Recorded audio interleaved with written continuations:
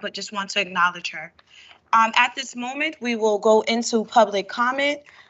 Just want to remind you that public comment is 2 minutes. You will get a 30-second warning, and then I'll ask you to wrap up your final statement. Ms. Rita will be on time. At this moment, we have Ms. Dasha Spell. Please press the button once. It's on. Good evening. My name is Dasha Spell. I have two issues that I'm bringing to the board tonight. I am a former classical studies parent as well as parent leader, and it's very disheartening when we don't have representation at the table when you're talking about extending the contract for the annex program. That particular building is being rented from the diocese. Historically, we have had issues with the diocese in regards to the maintenance and upkeep of that building. And also, classical studies is a part of the Bassick High School BMA project. So if you go back to the actual facilities meetings from 2015 to 2018, you will see that classical was always a part of the discussion. So my question tonight is, what are we going to do about classical? Because last week I was informed on the hottest days of the week that a lot of our kids either had bloody noses or fainted. And luckily the nurse was in the building. Over the years, we have always said that both buildings, not just one, the one on Linwood and the one on Beechwood, actually needed to have an upgrade when it came to the HVAC system. They don't have water from water fountains. So you want kids to stay in this hot behind building and not have no AC, no fresh circulations, because some of our babies do have allergies. And on top of that, no water for them to go to a water fountain to just drink some water. In the past, our school has did our due diligence to do research to actually find ways to actually help the Board of Ed when it came to purchasing certain things like a remote AC unit. If you go to Black & Decker, they have AC units. I can also send you pictures because the state just purchased some for our office. Thank you. Thank you. Our next speaker is Ms. Joanne Kennedy.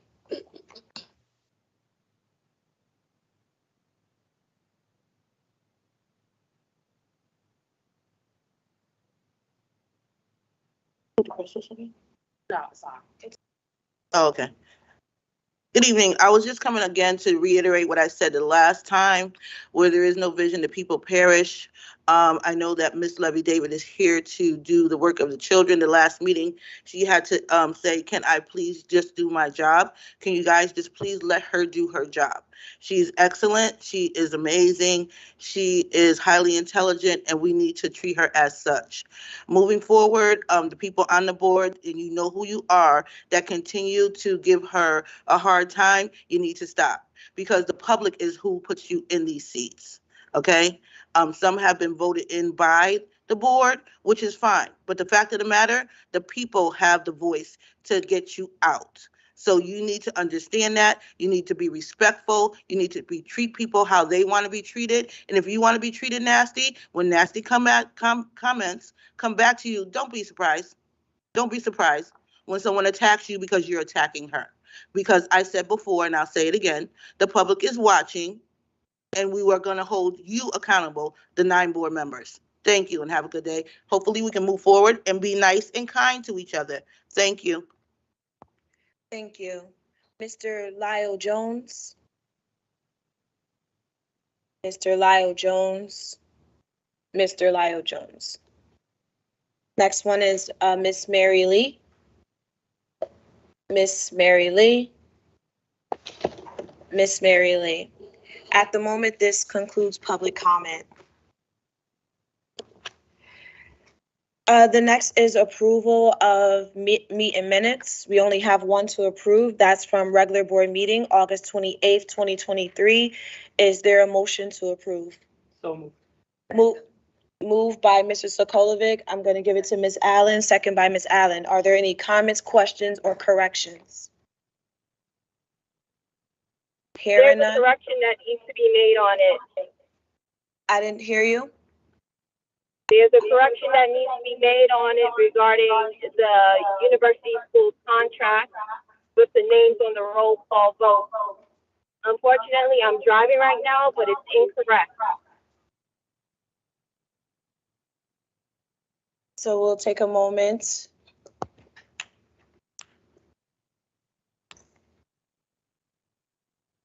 And review those quickly.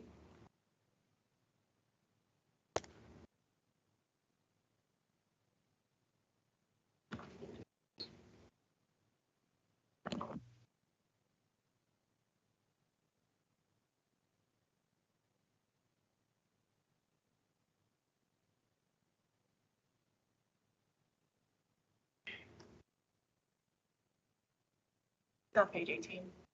You found it? Yeah. Okay, please share. I'm scrolling through.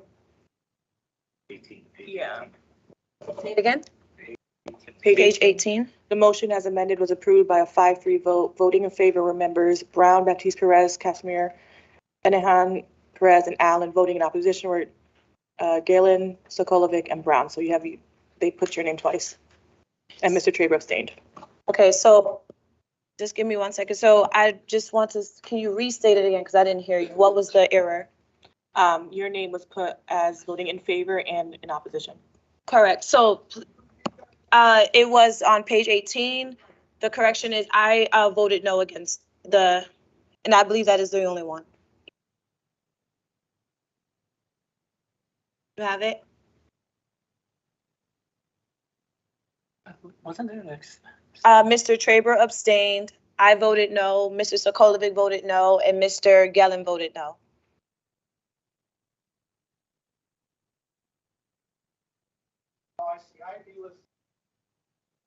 Yep, there you go. Thank you. Are there any other comments or corrections? All right. All in favor? Oh, yes, yes. Would someone like to make a motion to amend the meeting minutes? A second. Mr. Sokolovic, second. All in favor? Aye. Any opposed? Any abstentions? Hearing none, motion carries. All right. Main motion. Now we need to vote on the main motion. All in favor? I'm gonna abstain. Okay. Mr. Sokolovic abstains. Anyone else? All in favor? Aye. Abstain. Hearing, so we have one abstention and all the remaining yeses. Yes, Mr. McCall. You're good? Okay. Perfect. All right. The next part is the chairman's report. I just would like to report that there are 2 up-and-coming events for the Bridgeport Board of Education members. The training will take place on September 27th with Bertram and Moses to talk about legal rights of the board and the superintendent. That will take place at Central High School at 6:00 p.m. The next one is the CAPE training. That's September 30th. That will start at 9:00 a.m. And I believe we selected Hardin. I will confirm with Miss Rita after this meeting. And then also wanted to remind, on our last meeting, we phased out the final phase of the superintendent search firm. That meeting took place last week. We discussed we identified goals for the superintendent for the new coming school year, and I'll reiterate those goals for anyone that was not at that meeting, and we'll also be scheduling another meeting to flesh out those goals. We identified 4 suggested goals: physical long-term plan for the district, strategic plan, teacher retention and recruitment, community, and communication. And then underneath those goals, I'll just quickly bring those up. Retention and recruitment for staff, diversity within staff, skills identified for ESL, support for children to follow them from the grade that they start to when they finish, physical gaps within the budget, / procurement of funds, communication amongst the board and community and parents. We also talked about branding and marketing, building relationships with the community, social emotional health, curriculum goals, audit, a physical audit for the district, parental district support areas, safety assessment, and then accountability with community partners and programs. These were the items that board members discussed at the last meeting that we had. And at that meeting, we also identified 4 suggested goals. So there will be an up and coming meeting that will identify and flesh them out further. I also asked board members to submit any pending items that they either wanted to have information on for Dr. Levy. Those items have been submitted, but I still do encourage board members, if anything is missing, please email me so that I can make sure I share those with her.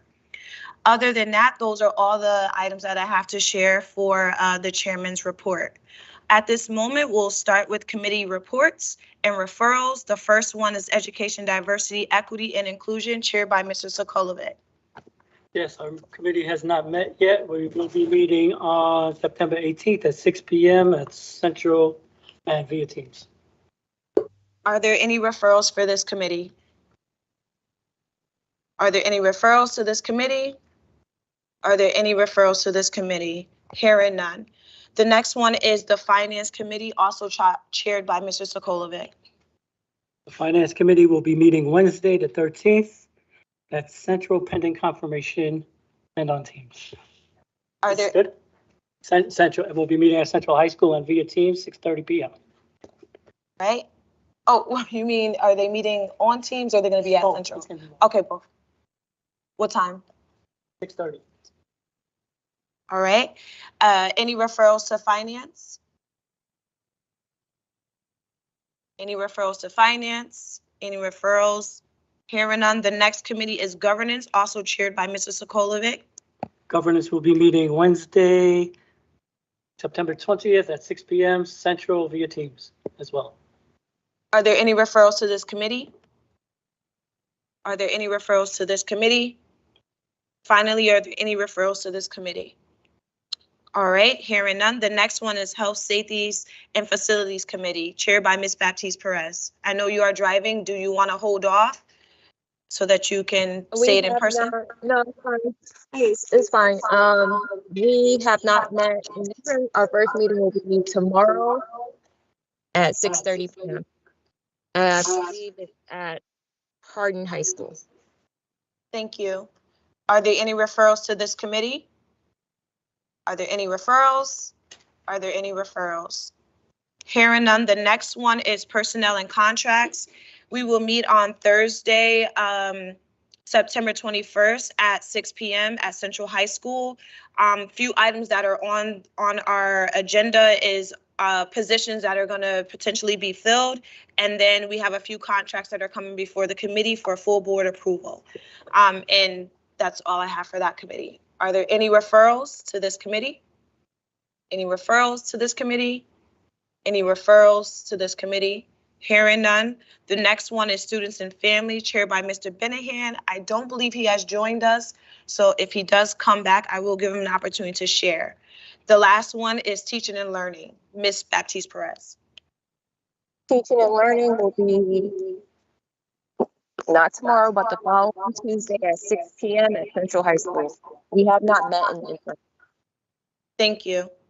Are there any referrals to Students and Families? I'm sorry, Teaching and Learning. Any referrals? Any referrals? Hearing none. That is all for committee reports and referrals. Just want to remind the community that all committee meetings are open to the public. Anyone on the outside can come in. There isn't any public comment to these committees unless requested by the chair. So you will see some may allow it, some may not. But the meetings are also streamed online for your review. So please share. The same items that are covered in committee more than likely will end up as regular board items as well. So we do encourage you to participate. Yes, Mr. Sokolovic. Yes, Madam Chair. Please also note that student representatives are welcome at committee meetings as well to participate as they do it on the regular board. Correct. And let the record reflect Ms. Baptiste Perez is in person. The next item is the superintendent's report. Dr. Levy David, you have the floor. Thank you. Will someone be running the presentation for me, or am I running it myself?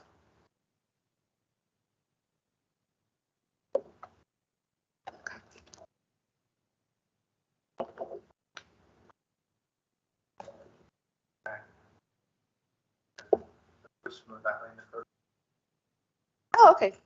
Fantastic. Feel free to project it when you're ready.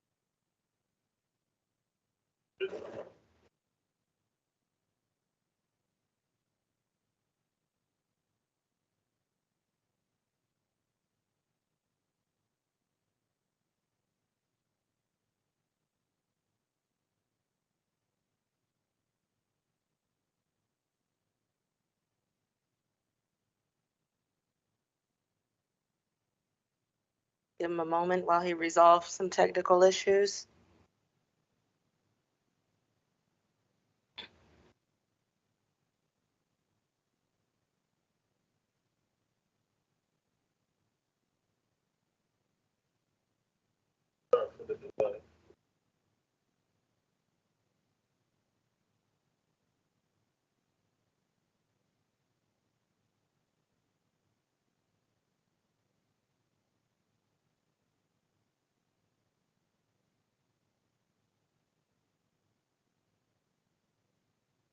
Yeah.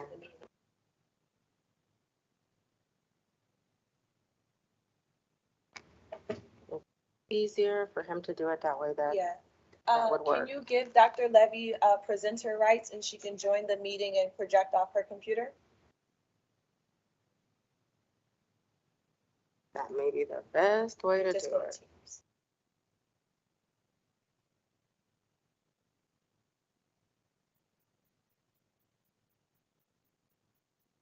It is.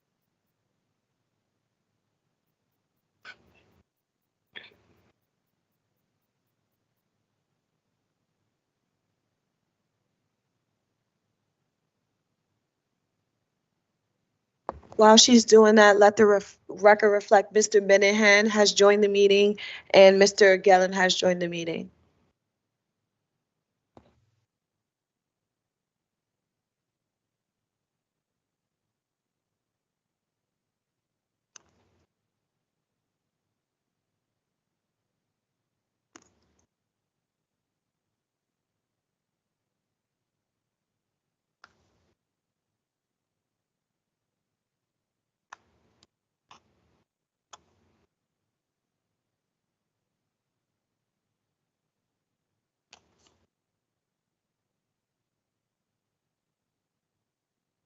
There you go.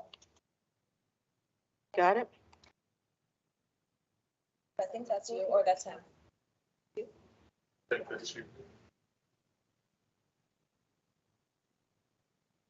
you do full screen? Yeah, it's not me. Okay, that's that. Okay, just put a full screen and put it in view. Or presenter mode.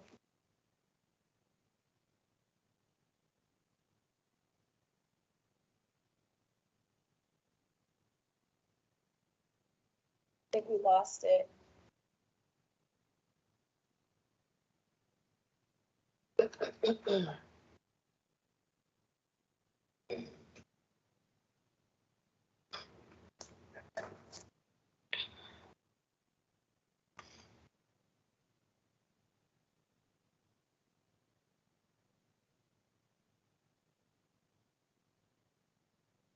There you go. You got it? Oh, it went away.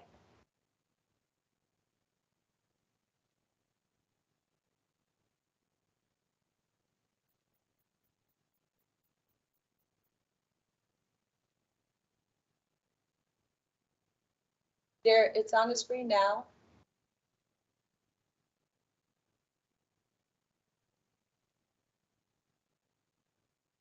But is it me or him? This is him. It's not you. Okay. Even though he gave you presenter right. Yeah.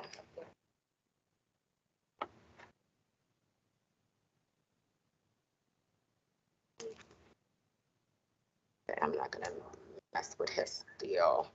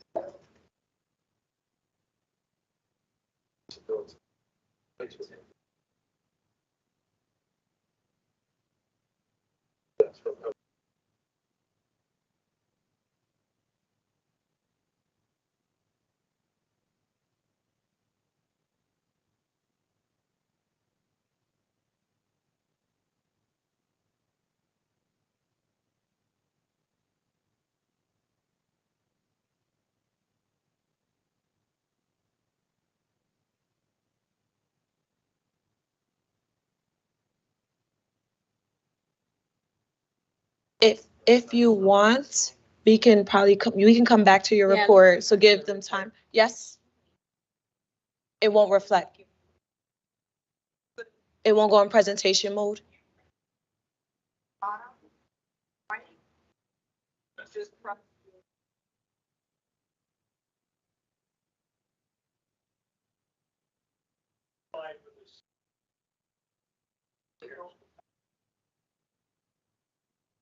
This one right here. You see the little computer at the bottom of the screen? It's like a little computer. It's where it says notes, comments. It's at the bottom of the screen.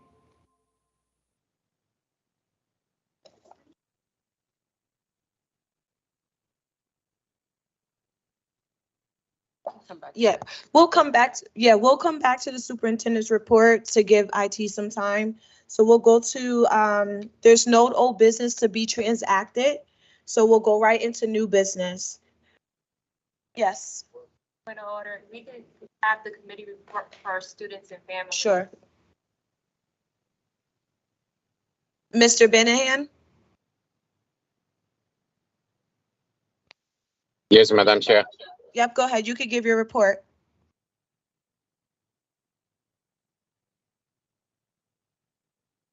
Did you have a report for students and families? No, not this second, because look, we don't have a student and family until Thursday. We will have next week, I believe.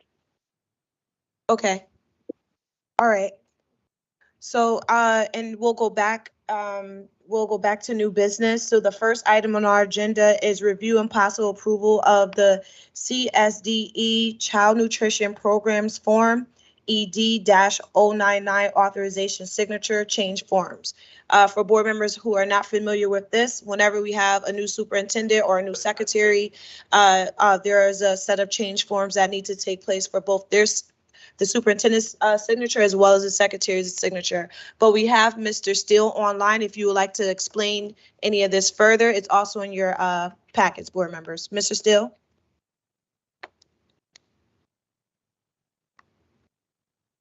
Good Oh, evening. he's in person. Yes. Welcome. Hi, how are you? Good night. So this form is a form that we will fill out every time we have a new superintendent. It is to ensure that we have our reimbursable meals, and it is, she is also our secondary authorized signer for the state. That's it. Thank you. Mr. Traber? Yes. Moved by Mr. Traber. Is there a second? Second.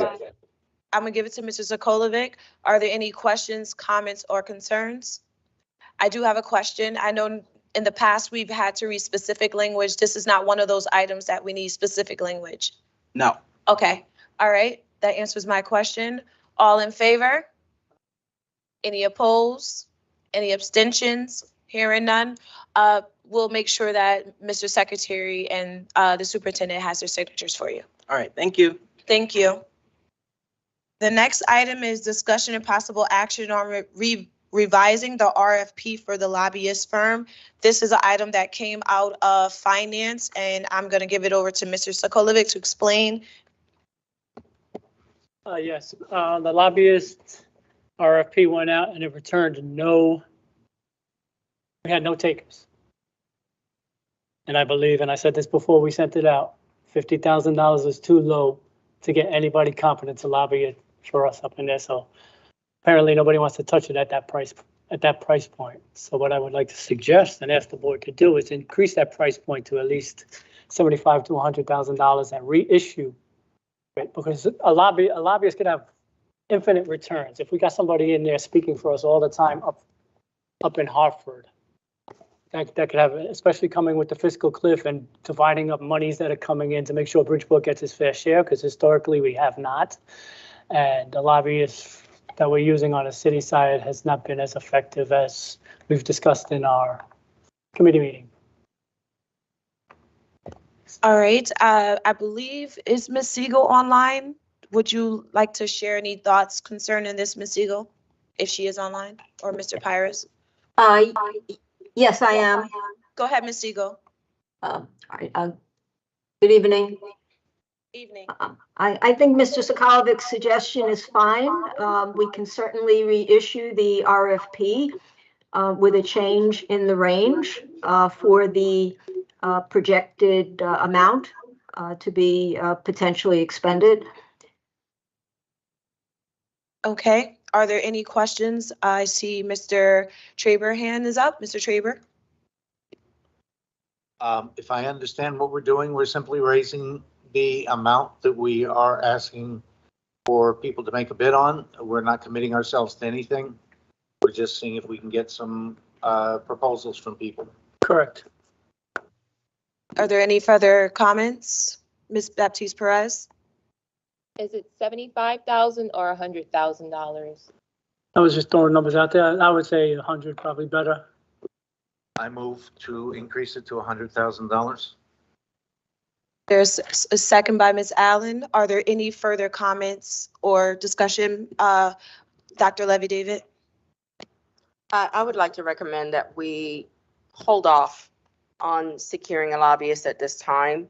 I am planning on actually going to the Capitol myself in order to meet with legislators and elected officials on behalf of the district and to address the needs of the district. I've already been talking with city council, with state legislators and congressmen, and it is fully my intention to take part of that delegation and to lobby on behalf of the district.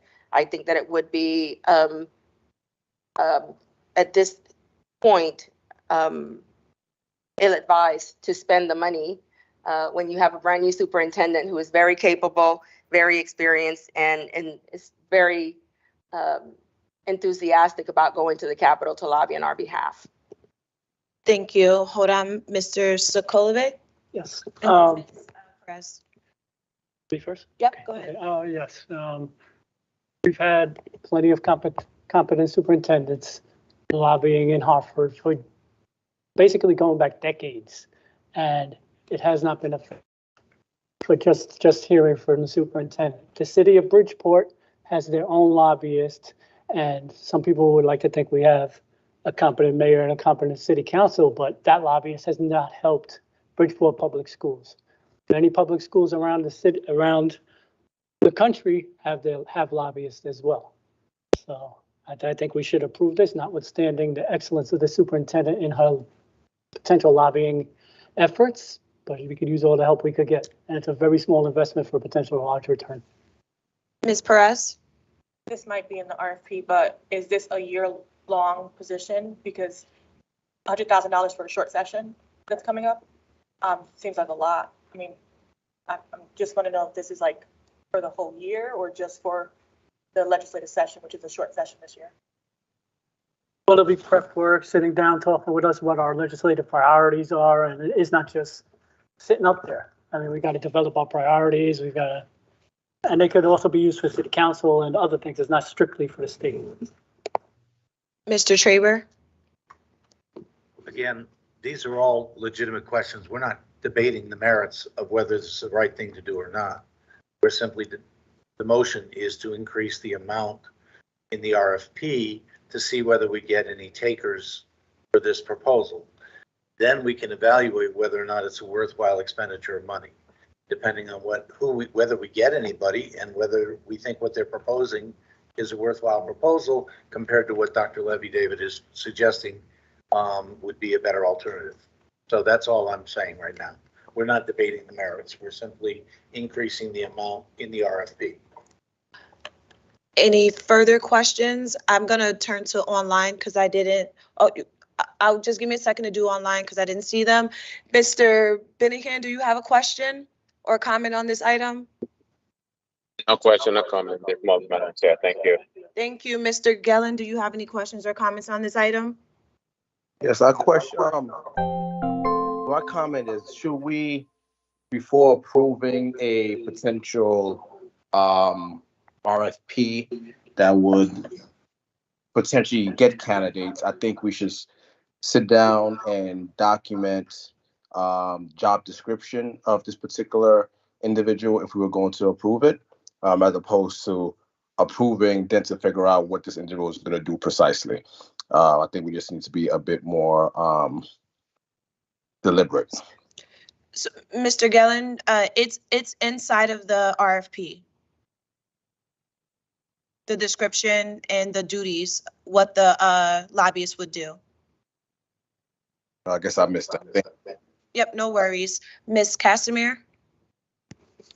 Just for my information and education, aren't lobbyists normally like lawyers, attorneys, or no? Oh, so they don't have to be like a lawyer? No. Okay, that was my question. Thank you.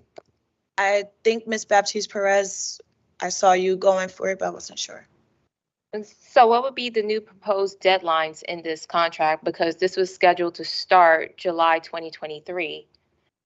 And it kind of reiterates the question Ms. Perez asked regarding how would this look and what is the timeline for this?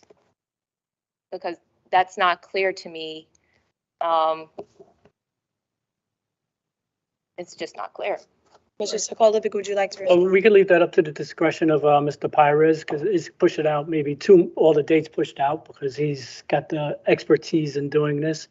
So I think pushing out everything probably July, August, September, we're 2 months out from the last time. So 2 more months out should be plenty of time to get some more response back. All right, so if that concludes, oh, sorry, Ms. Baptiste Perez.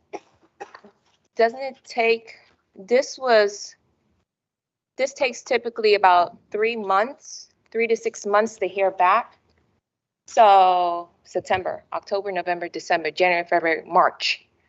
I just don't understand why we wouldn't just table this until further notice and give Dr. Levy David a chance instead of fishing for someone for the next potentially 3 to 6 months. And then it would be right at the cusp or the start of the financial season and legislative and lobbying. We may even miss some time getting to know, or whoever the lobbyist may be if we were to go that route, giving them enough time to get acclimated into the climate that is Bridgeport. Mr. Sokolovic? Yeah, just to that point, that 6 months timeline was inclusive of developing the RFP, inclusive of committee meetings. We're past that point where it's just at the table where it just goes into the, the purchasing portal. And it should be a lot quicker turnaround, at least half the time. And just wait and see. We've been waiting to see for over 20 years. So I propose we put this out now, see what we get. And we could always vote no against it. It doesn't cost us anything. Mr. Traber?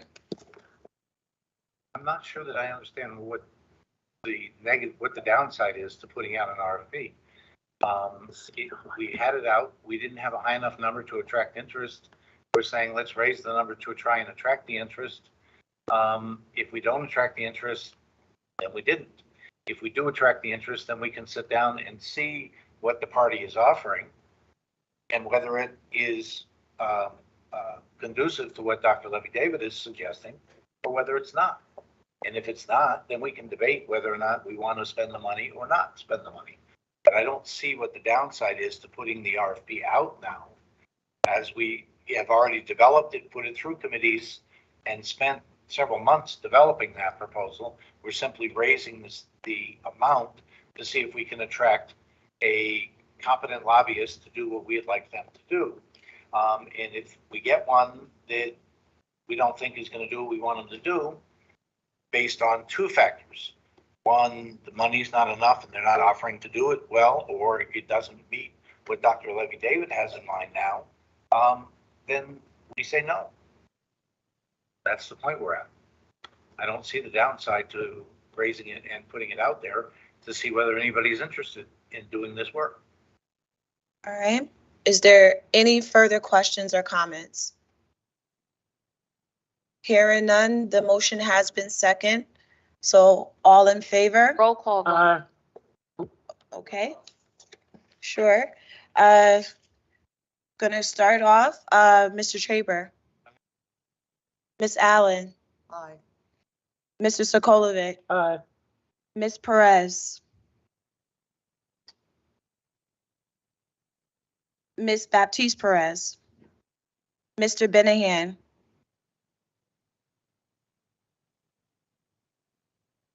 Oh, he stepped off. Mr. Gellin. Nay. Bobby Brown, yes. Ayes have it. You didn't call Ms. Mrs. Casimir. Oh, Jesus, I'm sorry. I look right at you. Ms. Casimir, I'm sorry. It's fine, I'm used to it. Mine is aye. All right, the ayes have it. Thank you, Ms. Siegel. The next item is discussion and possible action on issuing an audit, scope, and RFP. This is also Mr. Sokolovic through finance. This also came up in finance, but I also like to point out that this also has a $50,000 cap, which I would like to make a motion to amend to at least $100,000 for this very same reason we got the scope. So motion to, All want right, to discuss a little further Yes. before I make the motion again? is, I make a motion to Amend the RFP scope in our packet to reflect $100,000. extend it to $100,000. are you making a motion? Okay, go ahead. And I'll second. Okay, Mr. Sokolovic seconds, but is it all right? I would like to just hear from Ms. Siegel to see if she has any comments on this. Yes, I do. I would just like to state publicly for the record the information that we presented in the Finance Committee last year. The district undergoes an annual mandatory financial audit each year. It is conducted by an independent audit firm, the same firm that conducts the audit of city finances, in accordance with generally accepted accounting standards. That audit firm is CLA, Clifton Lawson Allen, which has a city contract. In addition to the annual audit, the firm also conducts the audit of EFS, the Education Finance System, and Special Education Excess Cost, as mandated by the state in accordance with AUP, which refers to agreed upon procedures. In addition, the firm conducts the mandated federal and state, excuse me, the mandated federal and state single audits. The audit process begins in June and continues through October for selection of samples and collection of data by the auditors. In summary, the district undergoes 4 audits per year, and all have resulted in 0 findings. The 4 audits are the annual financial audit, the EFS, Education Finance System and Special Education Excess Cost Audit, the federal single audit, and the state single audit. The annual financial review is posted to the city website each year. The state single audit reports and the federal single audit reports are also posted to the city website. There is a report issued on EFS and the special education excess cost audit. We post the education finance system reports to our Bridgeport website. The district operates with fiscal integrity and with exemplary fiscal controls, operating procedures, and business practices.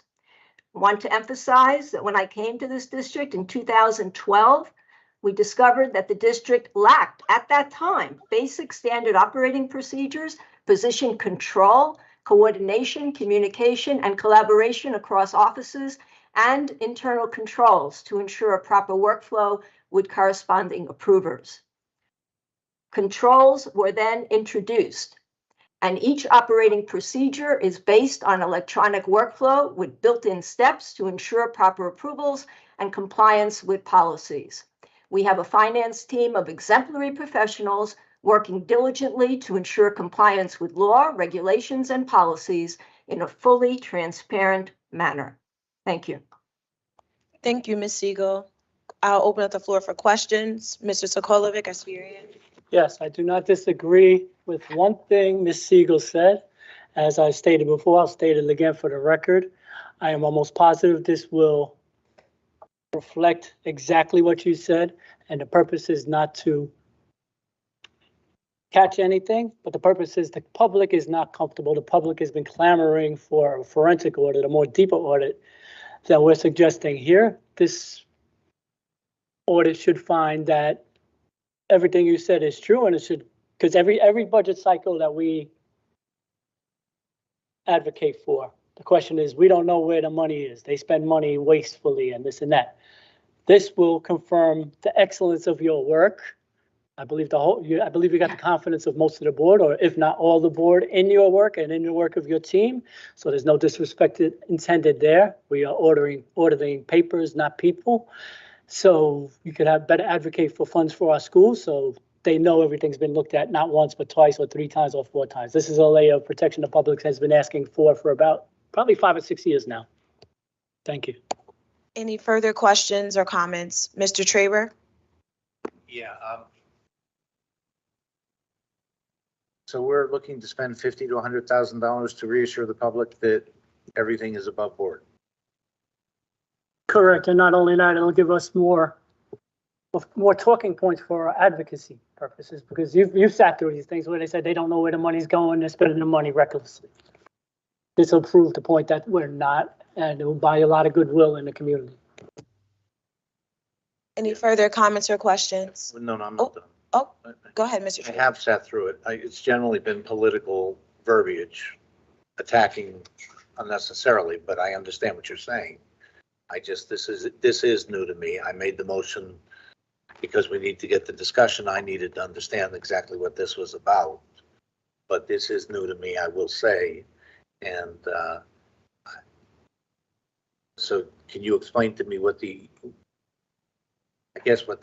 urgency is now, I guess, because this is new and I would rather think about this a lot more myself. So you need to talk to me a little more. Well, we did cut it up very extensively in the finance committee for quite a while, and had to say, yeah, but same conversations, just the same order, because our books are ordered along with the city books, and we just need to take a second look. This is something actually a lot of board members pledged to do when they were elected. I know I pledged to call for a forensic audit. I think, I believe Mr. Benahan also. I'm not sure of anybody else who's been elected, but there's a lot of groups out there that advocate for us that are calling for a forensic audit, such as Faith for Faith Acts, Gen Now, and a couple of groups, and they're clamoring for it, and they're our strongest advocates. If our strongest advocates are asking for it, I think it's wise expenditure just to put that to bed, that it's been done. It's been given a clean bill of health, or a no vote is taken, and questions beginning.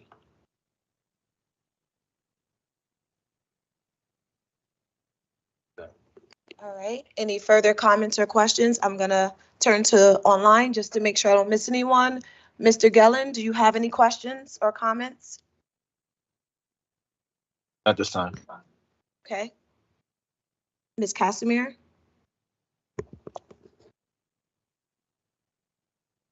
Has the same all the same CPAs that they, well, okay, for the last, how many audits has let's say the district had within the last 2 years, let's say, how many audits? That's a Ms. Siegel question. Ms. Siegel? Yes, there are 4 audits per year. There's an annual financial audit, the EFS and special education excess cost audit, the federal single audit, and the state single audit. And these audits take time, and the auditors are independent. They select samples. They work with the staff to identify the documentation for those samples. It takes considerable time of staff as well as the auditors. In order to conduct an audit of any type, the following must be specified. First, a specific focus with a defined universe of items from which a sampling would be done. Second, generally accepted procedures based on criteria and parameters to apply to the sampled items.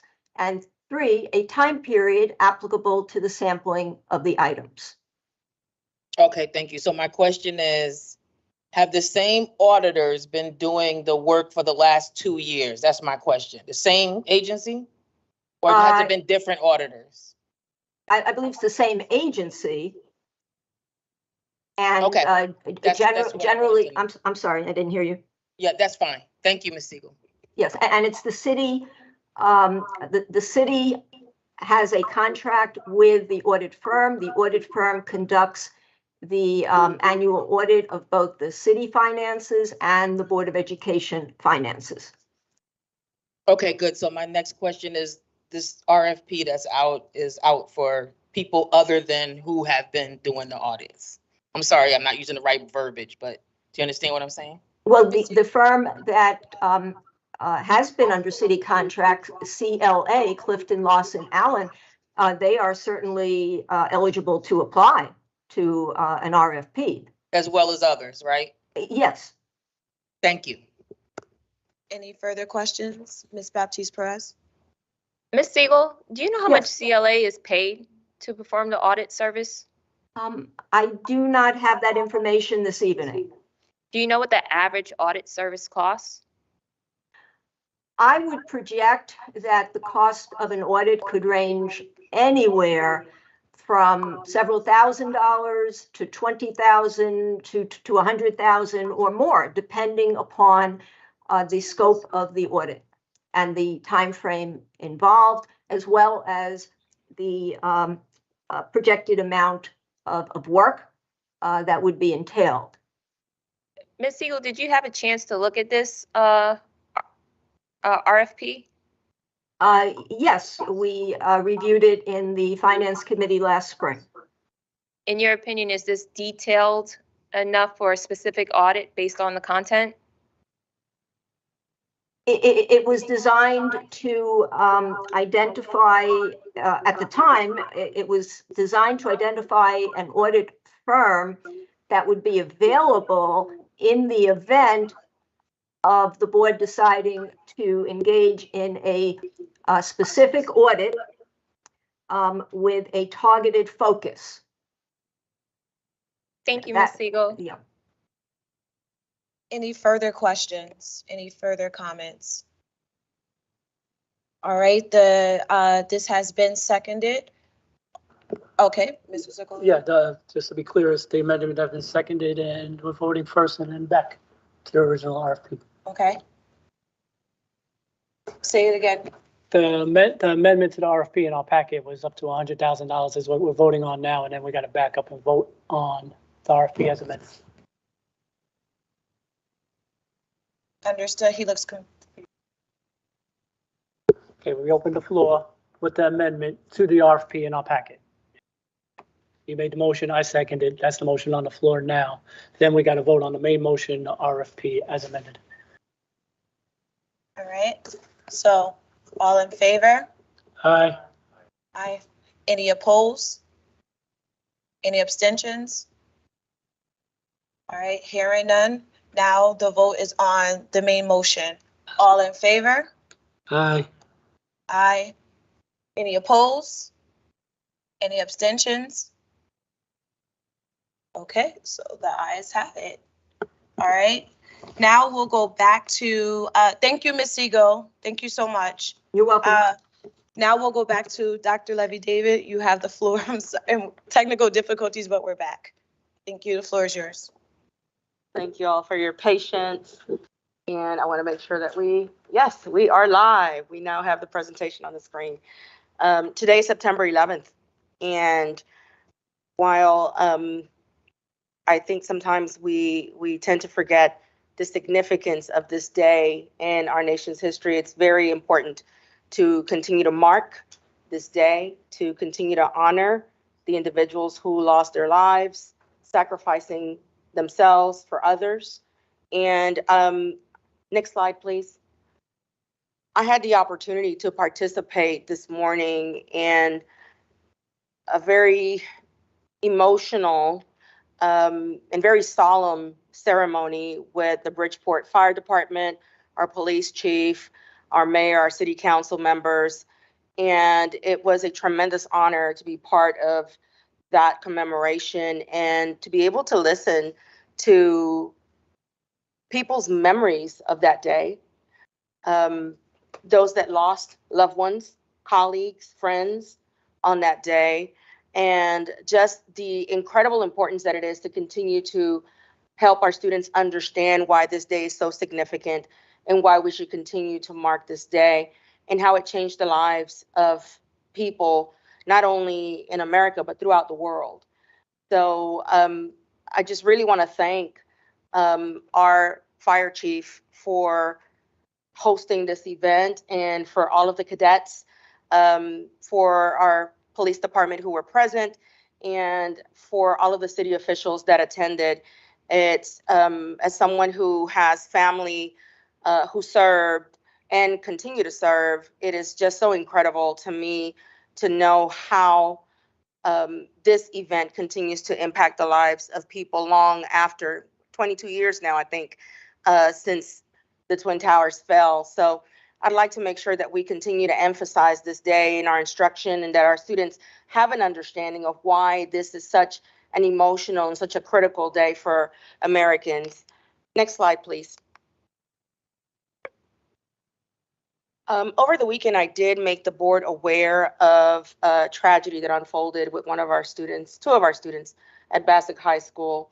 And without going into a lot of detail and respecting the privacy of both families, I would definitely like to advocate to ensure that when our students are entering adolescence, that we're holding them close, that we're spending as much time as we possibly can talking to them, engaging them, and ensuring that we know what they're thinking at all times and what types of things they have access to at all times. It is so critical to ensure their safety during those adolescent years when mistakes can be life-altering and life-changing.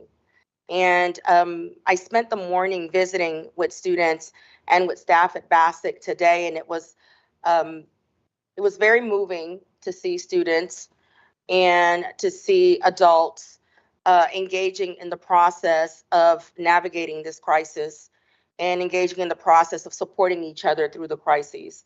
And I just really want to commend Principal Joe Raiola for his leadership, for the way that he supported students and staff today, and for our crisis team and the way they supported the families and students and staff today.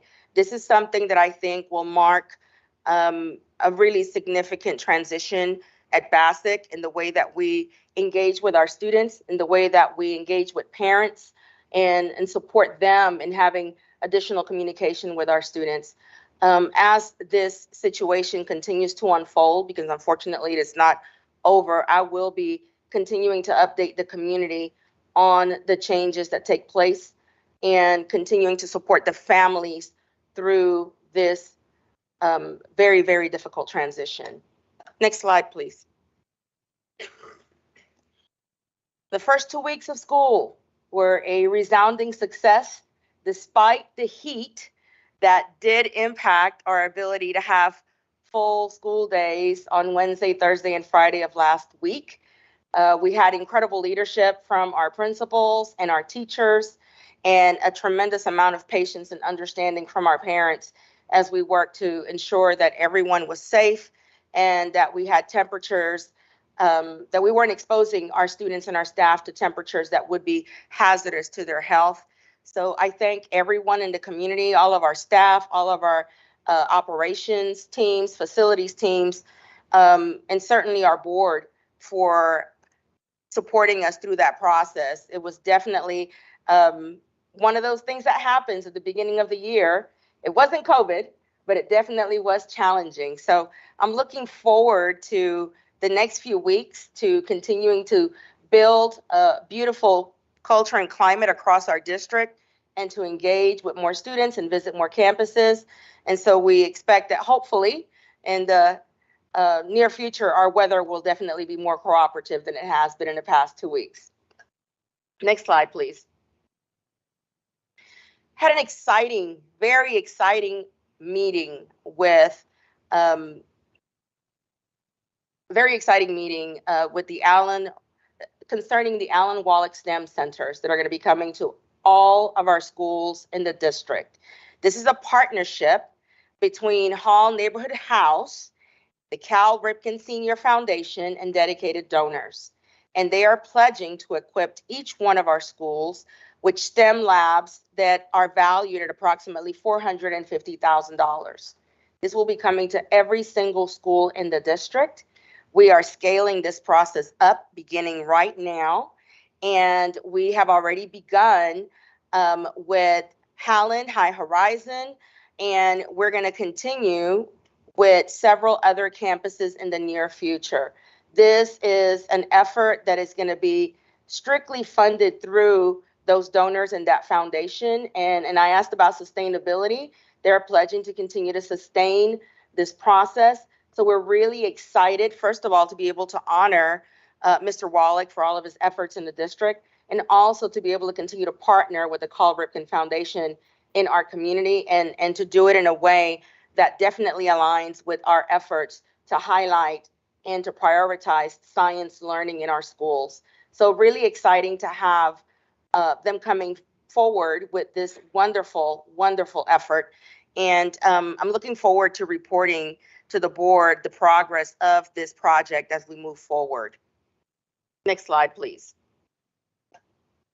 In addition to this wonderful effort, I had several community meetings over the past couple of weeks. I had a fantastic meeting with the Bridgeport NAACP chapter and was able to also attend the announcement of the ringmaster for the Barnum Festival, and I actually got to learn about the Barnum Festival because that's new to me coming from Texas. So it was great to be able to take part in that event and to see all of the red jackets and hear about their histories as ringmasters in the city.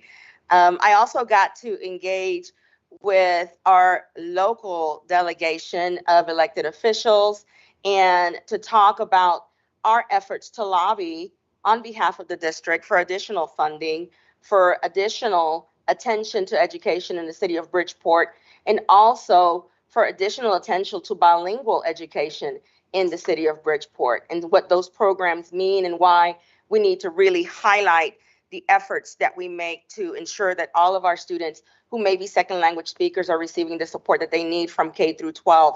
It was a very exciting meeting. They listened a great deal, and they were very enthusiastic about the process of partnering moving forward and lobbying together at the state level. So I was very excited to take part in that meeting. Additionally, I was able to feature our Aquaculture Center on News 12 with the exciting work that is happening there. Actually, we're having our meeting currently in the Aquaculture Center, and to showcase this brilliant program that we have in our district that really brings science alive for our students and highlights their abilities, all the possibilities that are available for them with science careers. And one of the most exciting pieces for me was to hear from the students themselves and to hear from them the impact that participating in this program has had in their desire to not only continue their education, but also their excitement around math and science as a result of the experiences that they have at this center. So I just really want people to take a second look. I was very impressed with the number of students that we have from other districts who participate in education at this location, and the students that we have from our own district who love coming here every single day and are planning really, really bright futures. And finally, the ability to discuss the Bridgeport Promise. The Bridgeport Promise is going to be a new program here in our city, and it's meant to provide access to all of our students with financial aid, careers, wraparound services, sustainability, ensuring that our students complete a four-year college education and that we support them through that four-year process. So it's a promise that we're making to our community to participate on a deeper level with our students, not only through K-12, but beyond. And I was able to have a really exciting meeting with the president of Bridgeport University, specifically discussing how we can better partner to ensure that our students have that bridge from our school district to the university. So really busy last week, meeting with lots of exciting people and going through very exciting processes for the district. And I look forward to having more of these meetings and sharing them with the community and with the board. Next slide, please. I wanted to provide you with an update on our enrollment. Pre-kindergarten has gone up from 820 to 888 as of today. We have 39 open slots left, and those are going to fill pretty quickly because we have students on the wait list. So we're going to have those filling pretty quickly. And we're really excited to see that our young learners are taking advantage of this opportunity. I actually had a conversation earlier today with our executive cabinet about the prospect of broadening the services that we provide with early learning and making sure that all of our learning programs are full day programs so that our students are there for the full day and they're actually able to begin their education in pre-K and they're kinder ready by the time they leave pre-K. So that's the piece that I'm going to be bringing to the board in the next coming months, how we're moving through that process of exploring the possibility of doing that in the coming year. Next slide, please. Our total student enrollment has also increased by 213 students, and we're excited to see students continuing to enroll in the district. We're hoping to be able to hit the 20,000 mark, hopefully before October, so I will keep you posted on how we progress with that. Next slide, please. Our magnet student enrollment has also increased from by 36 students. And I am really, really enthusiastic about the work that is happening to continue to recruit students into our magnet programs. My plan is to continue to highlight our different magnet programs throughout this school year. I'll be visiting them personally and highlighting those programs and what they offer so that our community can take a second look and actually see what it is that we can do to benefit their students here in Bridgeport. Next slide.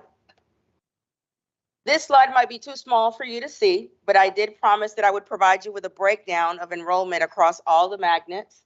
We now have that data for you, and I actually provided you with a 3-year trend of how enrollment has unfolded. And there are some changes in enrollment. There are some areas where enrollment has increased and some areas where enrollment as a trend has decreased. And as we continue to study those trends, I'm very interested to see exactly what it is that is leading to those trends of gains and losses across the district, and whether it has to do with the programs themselves or with the climate and culture, or whether it is really getting feedback from our students to see what we can do to make the programs more attractive to them. How can they be more responsive to their needs? But I will be providing all of this information and dropping it into your folders later tonight so that you can take a look at it, digest it, and provide me with any questions that you have regarding our magnet enrollment, because I'm sure those will be forthcoming. Next slide, please.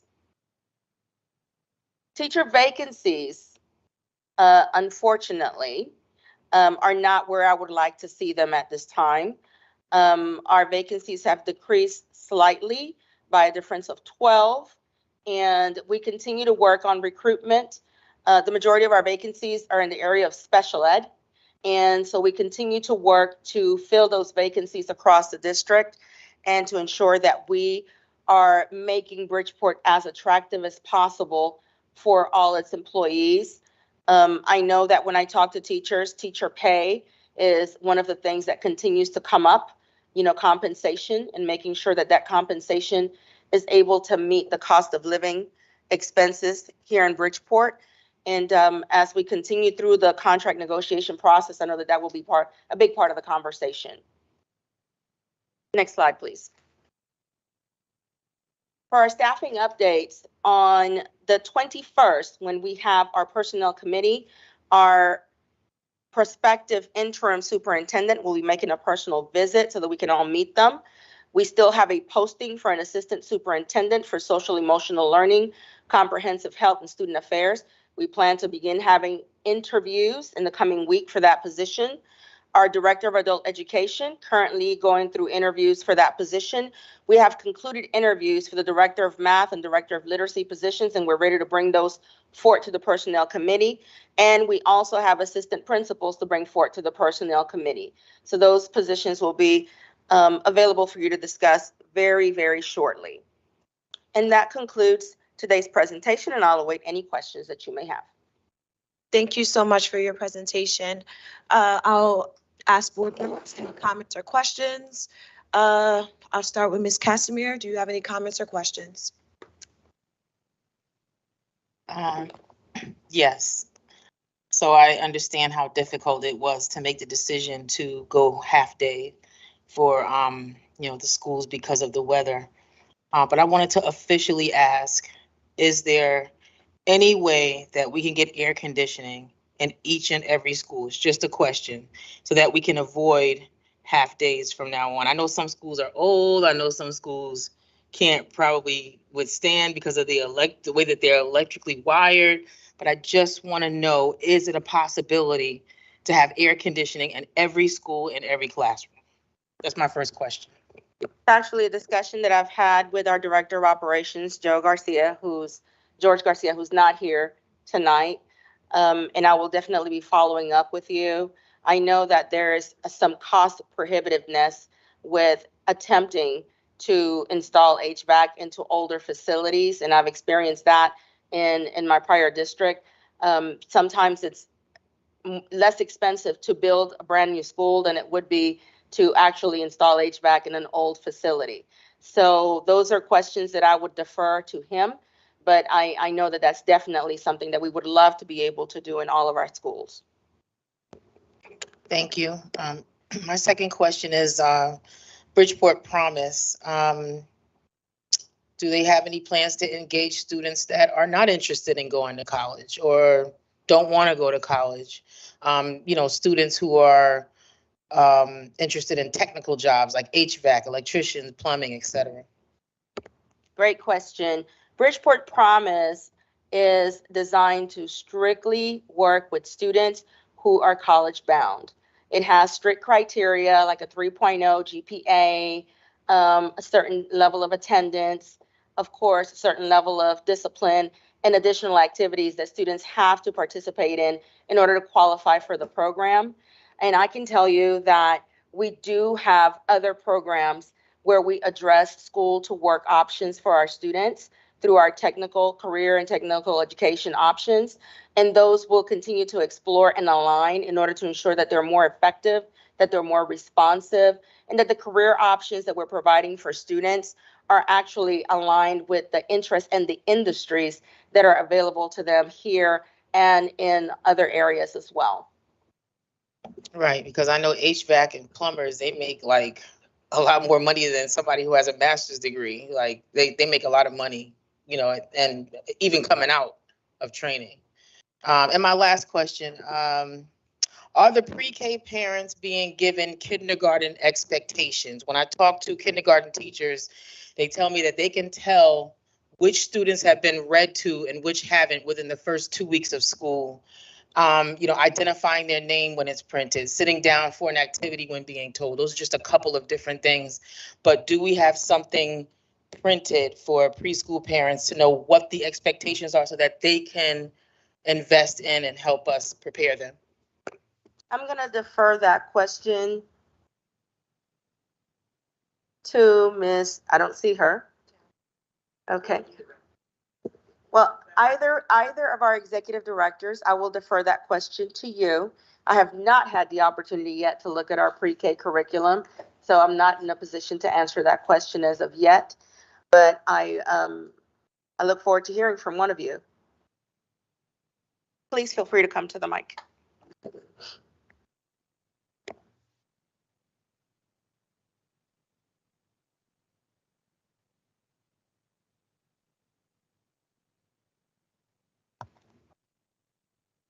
You just turned it off. Okay, so this is not in my purview at all. I don't really supervise pre-K, but I do know that they have strict standards on what students are supposed to be doing in pre-K. And part of that is engaging the community and what types of activities will help them build skills.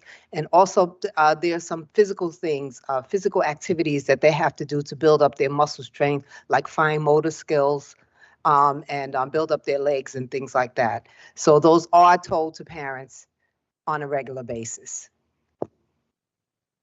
My last comment, I think it would be great to put it on the pre-K website if that's possible. Mr. Planas wants to add to that response. Yeah. One last thing I want to say is that family engagement at pre-K is very strong.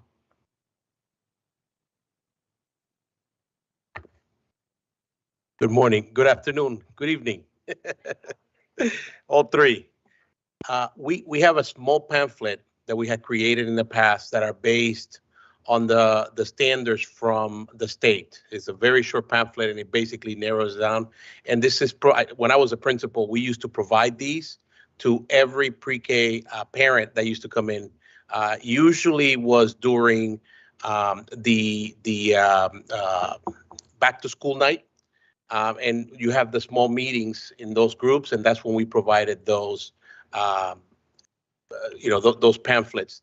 If by any chance we will actually check with the schools in that regards to see if they still have them, and we'll make sure that they provide them. Oh yeah, it's critical for to give it to the parents when they start preschool, and then right when graduation from preschool, like the last day, they should be given to them again. I mean, in my opinion. At the Connecticut ELDS standards, they were very short. I know what you're talking about. Yeah. Thank you. I'm sorry, that's all I have. Mr. Benahan. Thank you, Madam Chair.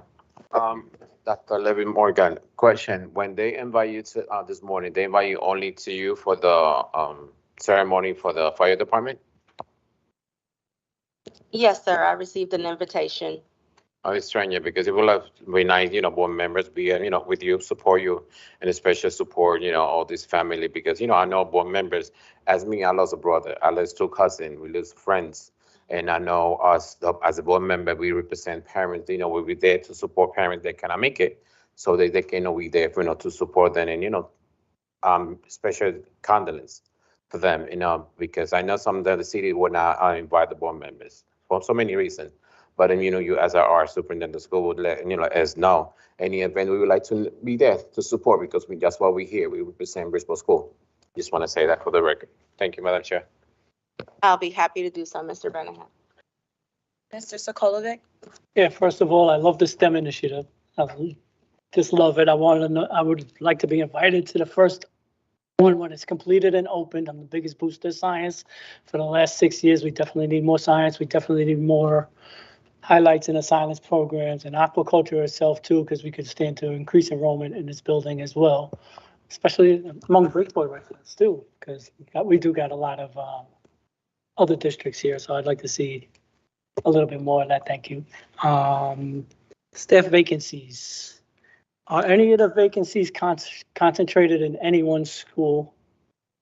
Or are they spread out evenly across the district? They're spread out evenly across the district. We've been really mindful of ensuring that our campuses that need the most support, that we're staffing those schools first. So we're not going to have another issue with like, Wilbercross is Thank you. staffed. okay.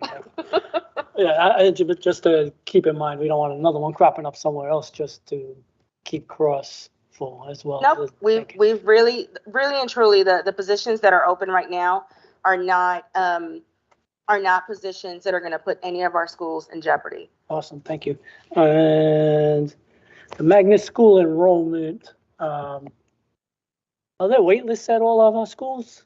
Because that is something that I would have to come back to respond. Right. I know that some of our magnet schools don't have a wait list at this time, and there may be others that do, but I'm not quite sure about which ones do and don't. Right, because the kind of information I'm kind of looking for is just to match up the grade wait lists versus the empty seats, just to make sure no children are waiting on seats that are empty. The second get lost in the mix once in a while. And finally, Bridgeport Promise. The initiation of this Bridgeport Promise was during the last budget cycle, and that money is for college students, for residents of the city of Bridgeport, not necessarily students under our purview and control. And initially, we were approached to give a match. The temperature of the board was taken. The board had no desire to match because our purview is K through 12, or pre-K through 12. And all the money is needed here, just to put that one on your radar as well. Okay, I will definitely let you know if we are required to match for the Bridgeport Promise. Sorry, just that word just bothered me right there. Requested to match because the mayor and nobody can require us to do anything with the money once it's transferred into our budget. Decisions are all right here. Thank you. The presentation that I observed actually was, the recommendation was fundraising in order to sustain the program year after year. And that's, like I said, it's still in the early discussion phases. We're not final yet. So as those discussions progress, I believe I have another meeting later this week on the Bridgeport Promise. I'll definitely take those questions to the table. Thank you. Mr. Gellin, do you have any comments or questions? No comments or questions. Thank you. Ms. Baptiste Perez? No comments, no questions. Ms. Allen, any comments or questions? Okay. Mr. Traber, any comments or questions? Yeah, just if you could go back to the very last, I didn't quite follow the assistant and deputy superintendent. So I just wanted to repeat it. Okay. You went too fast for me. Not a problem, not a problem. Deputy superintendent, that is a position that we are posting, but in the interim, I would like to have an interim deputy superintendent. There's a lot of work that needs to be done, and I would like to have an experienced superintendent, retired superintendent, to support with that work as we conduct that search. The assistant superintendent position is currently posted, and we've already looked at a lot of the candidates, and we have already reviewed those resumes and invited some people to interviews for that position. So once those interviews take place, those individuals will be going to the personnel committee. The interim deputy superintendent, I've invited to attend the personnel committee meeting in person so that he can meet with you, the board. That's okay. So we're going back and forth. So the deputy is posted. That's the one where Sess is helping you. Is that the one with Sess is involved, the deputy? Yes. I don't have my notes from the last meeting, but I know that was one of them Sess was helping. Yes. And that interim will be at the next personnel meeting. Absolutely. And you will receive a packet with information regarding that individual. And the interviews you'll be conducting, but we see them at the next, for the assistant superintendent. We don't anticipate seeing them. I don't anticipate that we'll maybe done that quickly. I think it may take another couple of weeks before we're done with those interviews.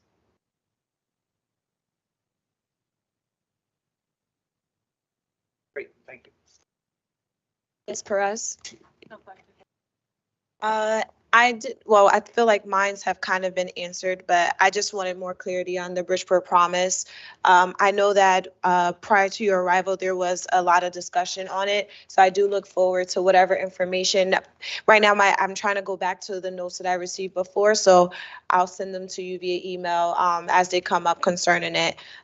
Making sure, because I guess one of my questions is, it is Bridgeport Promise, but is there a allotted number to how many Bridgeport Public School students get a chance to apply? Like, is it like, I know it's Bridgeport Promise, so that's everybody, but how many of our students have, like, is there like a list, or I don't know how to explain it.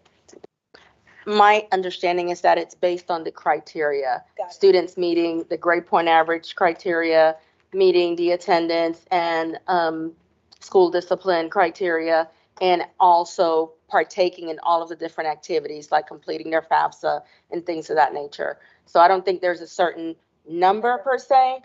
It's however many students meet the criteria. Okay. And then I think that's it for now. If I come up with something, I'll send it. Oh, I am also with Mr. Sokolovic and being excited about the STEM program. Very big component, especially here. I know there was some work being done within the district, but just to see that there's a community partner that we may not always partner with is going to actually be doing something. I'm very excited to see where that goes and to see more students involved in it. So yeah, kudos to that. But other than that, I have no other comments. Board members, if you have anything that may come up, definitely send me email. We'll add it into the report. All I ask is that, Dr. Levy, if you can have Ms. Rita put this into the portal so board members can reference back and forth if they have any questions. Without further ado, is there a Motion to adjourn. Madam Chair. Oh, okay. Okay, there's a motion. You have a question? It was not a question, but I know they did it, and it's a point of privilege before we adjourn. Okay. And I just want to, can I have it? Sure, go. It's just to know, we talk about September 11th, but we know what's going on, happen in September. As a father and as a former BDSO from President of Basing High School, as a board member, I'd like to have a minute silence what happened, the tragedy in Basing High School. Okay. So it's very important. I know we say about the September, but it's very important that the parents want to know, they know, and it's hard for me and break my heart as a father. This family is going through with the situation. So I'm gonna ask for a minute silence for the tragedy what happened with the family at Basing High School, please. Sure.